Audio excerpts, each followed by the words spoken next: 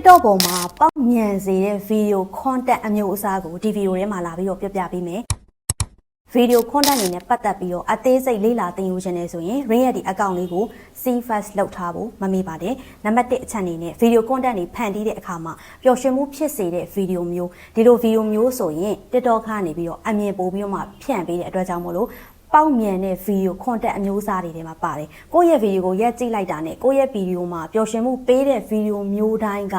ပေါက်မြန်တဲ့ video content အမျိုးအစားဖြစ်တဲ့အတွက်ကြောင့်မို့လို့အမြန်ဆုံးပေါက်ချင်နေဆိုရင်တော့ဒီနည်းလမ်းကိုအသုံးပြုပါနံပါတ်2အချက်အနေနဲ့ဟာတာပိုင်းကျွမ်းကျင်တဲ့သူတယောက်ဆိုရင်ဟာတာပိုင်းနဲ့ထွက်လာပြီးတော့ video content တွေဖန်တီးပါဒီလို video content အမျိုးအစားတွေကလည်း TikTok ပေါ်မှာပေါက်မြန်တဲ့ video content အမျိုးအစားတွေမှာပါတဲ့အတွက်ကြောင့်မို့လို့အမြန်ဆုံးပေါက်ချင်တယ်ဆိုရင်ဒီနည်းလမ်းကိုအသုံးပြုလို့ရတယ်နံပါတ်3အချက်အနေနဲ့ knowledge video content အမျိုးအစားပါ knowledge လို့ပြောတဲ့နေရာမှာကိုယ်မှာဘယ်လိုမျိုး knowledge ရှိလဲအဲ့ဒီ knowledge နဲ့ထွက်လာပြီးတော့ video content တွေဖန်တီးမယ်ဆိုရင်လည်းကိုယ့်ရဲ့ video တွေက TikTok ပေါ်မှာပေါက်မြန်ပါတယ်ဒီတော့ကိုကဘယ်လိုမျိုးအားသာချက်မျိုးရှိတာလဲဘယ်လို video content မျိုးတွေဖန်တီးချင်တာလဲအခုပြောသွားတဲ့အချက်3ချက်တွေကမှကိုကျွမ်းကျင်ပိုင်နိုင်တဲ့အရာနဲ့ထွက်လာပြီးတော့ video content လေးတွေလာပြီးတော့ဖန်တီးမယ်ဆိုရင်အမြန်ဆုံးပေါက်မှာသိကြတယ်ပေါက်ဖို့အတွက်ဘာတွေလိုလဲဆိုတဲ့အရာကအရေးမကြီးဘူးပေါက်အောင်လုပ်ပြီးတော့လူသိလာဖို့အတွက်ကပို့ပြီးတော့အရေးကြီးတယ် video content ကနေလူတွေသိလာပြီဆိုရင်ကိုရောင်းချင်တဲ့ဘယ်ကုန်ပစ္စည်းမဆို